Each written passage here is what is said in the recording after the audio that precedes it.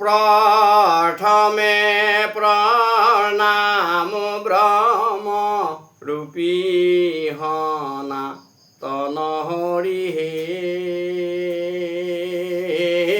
সৰ্বয়ব তাৰৰ কাৰণ নাৰায়ণ হে জয়কে সব হৰি হৰি হে নাৰায়ণ তুমি ব্ৰহ্মা তুমি বিষ্ণু তুমি মহেশ্বৰ হৰি হে তুমি বিনে ভকতৰ গতি নাহি আনহে জয় কে সব হৰি কৃষ্ণ প্ৰভু ভগৱন্ত পূৰ্ণকাম কৃষ্ণ গোহাঁই নন্দলাল কৃষ্ণ কানাইয়া গোপী কুশ কুমকুম ৰঞ্জিত পূৰ্ণকাম কৃষ্ণ গোসাঁই তোমাৰ অৰুণ চৰণে দিবা মোক অকণমান ঠাই তাৰে কামনাৰে এই শ্ৰীমদ ভাগৱতৰ শ্ৰৱণ কীৰ্তনৰ যিটো আকৌ প্ৰস্তুতি আমি কৰিছোঁ আকৌ ৰাইজৰ ওচৰত আমি অকণমান সেৱা ধৰিছোঁ আমি আমাৰ শক্তি অনুসাৰে এই গোটেই ভাগৱতখন আপোনালোকৰ ওচৰত অৱগত কৰাৰ অতি মানস কৰিছোঁ এই চেনেলৰ জৰিয়তে আপোনালোকে আমাক উৎসাহিত কৰিব আৰু আমাৰ এই প্ৰচেষ্টাৰ পৰা যদি আপোনালোকৰ অকণমান কিবা উপকাৰ হয়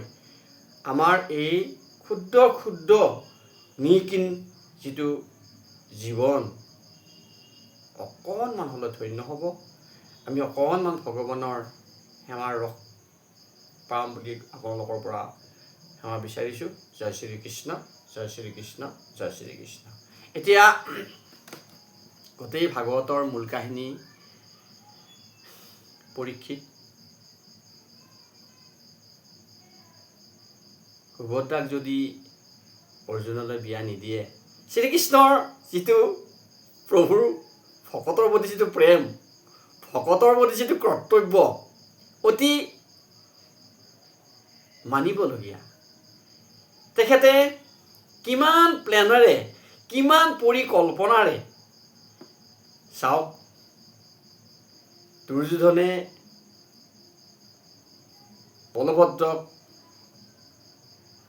নিজৰ হাত কৰি লৈ সুভদ্ৰাক পোৱাৰ যিটো প্ৰচেষ্টা কৰিছিলে আচলতে ফলপ্ৰসূ হৈছিলেই আৰু অন্তৰ্যামী ভগৱন্ত কৃষ্ণ গোসাঁই তেখেতে যিফালে যাৰ কৃষ্ণ প্ৰিয়তাৰ কোনো কাজে বয় ধৰ্ম অৰ্থ কামৰ মুখে ইংগিততে হয় ভকতৰ কাৰণে তেখেতে সদায় আকুল আৰু ভকতৰ এই স্নেহৰ বাণীত প্ৰেমৰ বন্ধনত তেওঁ বন্দিত্ব লৈ কি কৰিলে সুভদ্ৰাক অৰ্জুনলৈকে পলুৱাই পঠিয়ালে আৰু সেই সুভদ্ৰাৰ গৰ্ভত অৰ্জুনৰ ঔৰসৰে অভিমন্য যিটো নেকি কুৰুক্ষেত্ৰৰ যুদ্ধ সপ্তৰ্ষিয়ে বেৰি মাৰিছিলে আৰু সেই অভিমন্যুৰ পত্নী হ'ল উত্তৰা উত্তৰাৰ গৰ্ভত কোন হ'ল পৰীক্ষিত যিজন পৰীক্ষিতে আমাৰ মধ্যলৈকে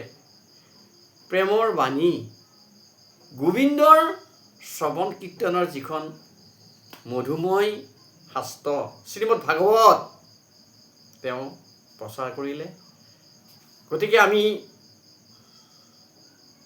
এই কুৰু বংশৰ যদুবংশ পাণ্ডৱ বংশ সচৰাচৰ পাণ্ডৱ বংশ আৰু যদুবংশ অতিকে চিৰনমস্য পাণ্ডৱ বংশৰ যুধিষ্ঠিৰ ভীম অৰ্জুন নকুল সহদেৱ এই পাঁচজনৰ নাম আমি পুৱা গধূলা ল'ব লাগে কাৰণ চাওক অৰ্জুনৰ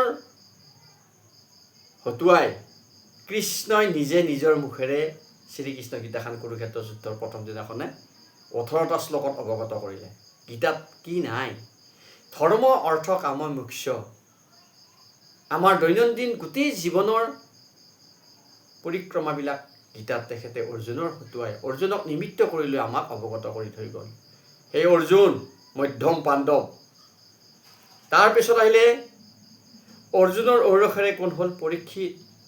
যিজন পৰীক্ষিতে এই বৈকুণ্ঠৰ পুণ্যশাস্ত্ৰ, যিটো নেকি ভগৱান শ্ৰী বিষ্ণুৰ তেখেতে আছিলে, তেখেতৰ পৰা ব্ৰহ্মাই পালে, ব্ৰহ্মাৰ পৰা নাৰদে পালে, নাৰদৰ পৰা ব্যাসে পালে, আৰু ব্যাসে কাক ক'লে? শুকক ক'লে, শুকে কাক ক'লে? পৰীক্ষিতক ক'লে। গতিকে চাওক প্ৰভুসকল, সেইজন অৰ্জুন যাৰ নাতি, সেই সুভদ্ৰা যাৰ নাতি, সুভদ্ৰা আমি মাতৃ হিচাপে ভাৰতবৰ্ষৰ ভাগৱতৰ ভক্তিৰ গুৰি ধৰোতা হিচাপে আমি সেৱা ধৰিছোঁ হওক। তেখেতে য'তেই নাথাকক আমাক সেই বৈকুণ্ঠৰ পৰা সকলো জীৱলৈকে তেখেতে প্ৰেম দৃষ্টি প্ৰদান কৰক, কৃপা দৃষ্টি প্ৰদান কৰক, তাৰে কামনা কৰিছোঁ। কৃষ্ণ। কুন্তী স্তৱ আৰু ভীষ্মৰ মুখ্য লাভ। আৰাম নিগদতি সুত শুনিও কৰি যত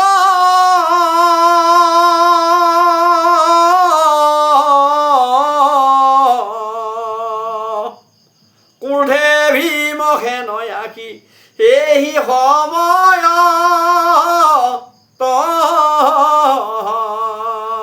ৰাম সেই দহন চুবায়া বোলে শোক পায়া শৰীৰ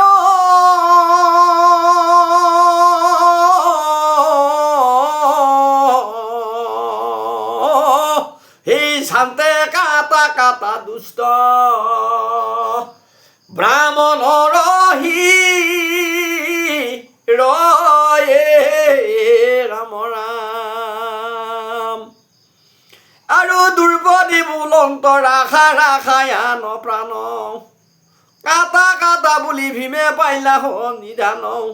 দেখি কৃষ্ণে বেকতক ৰীলা চাৰি হাত ও ভাংগন্ত কন্দল দুৰু হয়েৰায়ু তপাত।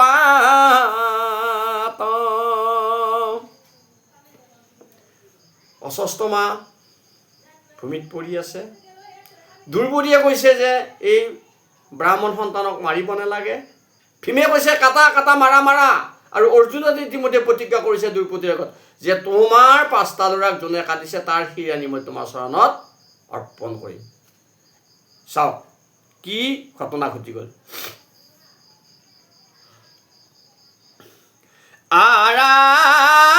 আৰাম আৰু দেখি কৃষ্ণে বেকত কৰিলা চাৰি হাত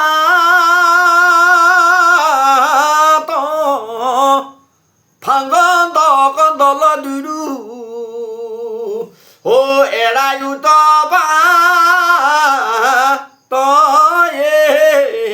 ৰাম। দুয়ো হাতে দুই কুনি বাঢ়িলা যদুৰাই ও বুলিলা বচন পাছে অৰ্জুন কচাই। ভগৱান ভকত বৎসল দেৱকী নন্দন তাৰণহাৰী কৈবল্যৰ পতি নৃসিংহ মুৰাৰী তিলকী নাথ সেইজন প্ৰভুৱে কি কৰিলে? তেখেতে উপায় নাপায় তেওঁ 4খন হাত উলিয়াব লগা হ'ল। এতিয়া 4খন হাত উলিয়াই তেওঁ এই যিখন কণ্ডল লাগিল কণ্ডলৰ মাজত সোমাই গ'ল আৰু অৰ্জুনক কৈছে যে সখা এতিয়া তুমি কি কৰিব লাগিব? ৰাম ও দুই হাতে দুই কুনি বাঢ়িলা যদুৰাই বুলিলা বচন পাছে অৰ্জুন কচাই। দ্ৰৌপদীৰ বচন কি মতে পৰে ৰক্ষা কোন বুদ্ধি ৰাখিবা ভীমৰ ইটো কক্ষা ৰাম। বুলিলা কাটি বুহিৰ আপুনি পূৰ্বত ও তিনি তত ৰক্ষাই আবে হৌ পৰে কেন ৰাম।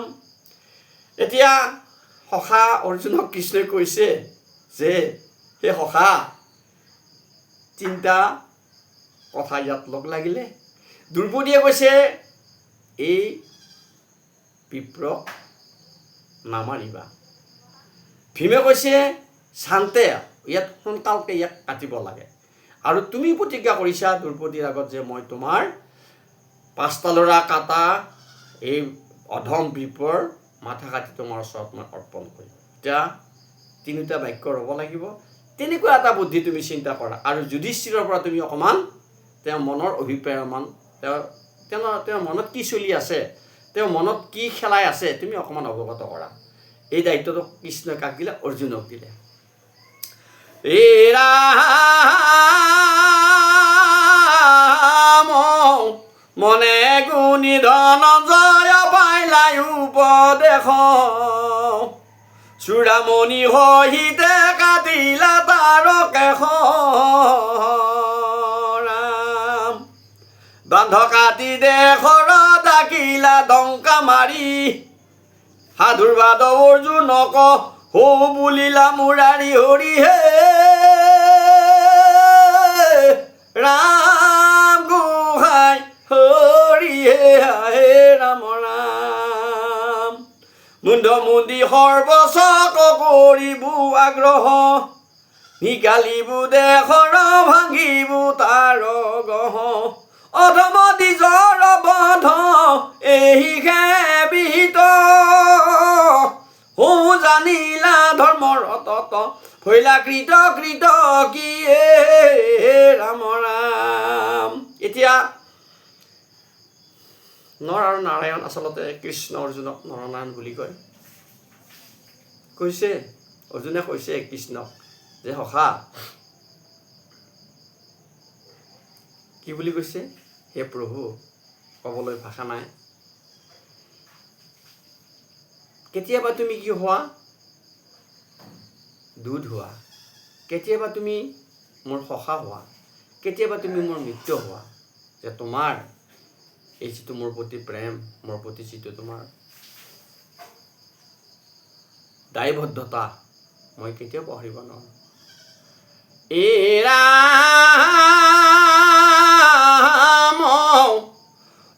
ৰাম সাধু সাধু বুলি প্ৰশংসিলা যুধিষ্ঠিৰ, সাম্ভলিলা প্ৰতিজ্ঞা অৰ্জুন মহাবীৰ। ৰাম অৰ্জুনে কি কৰিলে? চূড়ামণি অৰ্থাৎ মূৰটো তেওঁৰ ঘূৰাই দিলে। এতিয়া কৈছে মূৰটো ঘূৰা মানে মাথাটো গলটো কাটা। গতিকে ভীমৰ বাক্যও ৰ'ল, দ্ৰৌপদীৰ বাক্যও ৰ'ল, আৰু নিজৰ বাক্যও ৰ'ল। কৃষ্ণই অৰ্জুনক কৈছে সখা, তুমি বহুত বুদ্ধিমন্ত, তোমাৰ বুদ্ধিমত্তা শলাগিছোঁ, বহুত ধুনীয়া বুলি কৃষ্ণই অৰ্জুনক প্ৰশংসা কৰিছে। আৰু কি কৰিলে? গতা মাৰি ঠংকা মাৰি সেই দ্বিজ ব্ৰাহ্মণক সেই হস্তিনাৰ পৰা বাহিৰ কৰি দিলে। এই ৰাম এহি মতে অৰ্জুনক প্ৰশংসিত হিত, যুদ্ধ যিনি 500 ভাই ভৈলা কৃত গীত, পৰময়ানন্দ মনে মাধৱ তহিত। ও গোবিন্দে পুৰিলা পাণ্ডৱৰ মনোনীত, মৃত কৰ কৰি পাছে পিণ্ড জলাঞ্জলি। হৌ থাকিলা হস্তিনাপুৰে ও 500 মহাবলি ৰাম। এতিয়া চাওক, গোবিন্দে পুৰিলা পাণ্ডৱৰ মনোনীত। হে প্ৰভুসকল, গোবিন্দ যুদ্ধে হাৰি ইন্দ্ৰে নাম থৈলন্ত গোবিন্দ। ইন্দ্ৰই এই নামটো গোবিন্দ নামটো দিছিলে। আৰু সেই কি কৰিলে? তেওঁ পঞ্চপাণ্ডৱৰ মনোনীত যিটো মনে তেওঁলোকে বিচাৰিছে আটাইখিনি তেখেতে কি কৰিলে? পূৰণ কৰি দিলে। আচলতে প্ৰভু ভগৱন্তই পাণ্ডৱসকল বা যিখিনি কাহিনী ইয়াত আছে আটাইখিনি এটা তেওঁ চৰিত্ৰ কৰি লৈছে। কথাখিনি আমালৈকে তেওঁ বাৰ্তা প্ৰেৰণ কৰিছে যে যদি পাণ্ডৱৰ নিচিনা ভকত হ'ব পৰা যায়, তেনেহ'লে তোমালোকে যিটো মনেৰে বাঞ্ছা সকলোখিনি তোমালোকৰ মই পূৰণ কৰিম। কিন্তু ইয়াত এটা কথা কৈছে, আমি পাম এইবিলাক কাহিনী আগলৈকে, যে আমি সদায় ল'ব লাগিব। আমি নিৰন্তৰে প্ৰভু ভগৱন্তৰ গুণানুকীৰ্তন আমি শ্ৰৱণ কৰিব লাগিব, স্মৰণ কৰিব লাগিব, চিন্তন কৰিব লাগিব আৰু প্ৰেমময় হ'ব লাগিব। প্ৰেমেই হৈছে ভগৱন্তৰ বিনন্দীয়া সৃষ্টিৰ উৰণ বুৰণ গজন ভ্ৰমণ চাৰিমুঠি জীৱ জয় কৰাৰ একমাত্ৰ অস্ত্ৰ। যে প্ৰভুসকল, আমিও প্ৰেম সহকাৰে, ভক্তি সহকাৰে, শ্ৰদ্ধা সহকাৰে আপোনাৰ হ'ব শ্ৰীচৰণৰ প্ৰাৰ্থনা ধৰিছোঁ হওক। জগত কল্যাণকাৰী কৃষ্ণ গোসাঁইয়ে সকলোকে মংগল কৰক। সৰ্বে ভৱন্তু সুখীনঃ, সৰ্বে সন্তু নিৰাময়া, সৰ্বে ভদ্ৰাণি পশ্যন্তু মা কাচ্চিৎ দুঃখভাগ ভৱেৎ। এই মন্ত্ৰৰে আমি আজি এই খণ্ডটি সামৰিছোঁ। জয় জগন্নাথ, জয় শ্ৰীকৃষ্ণ, জয় শ্ৰীকৃষ্ণ, জয় শ্ৰীকৃষ্ণ।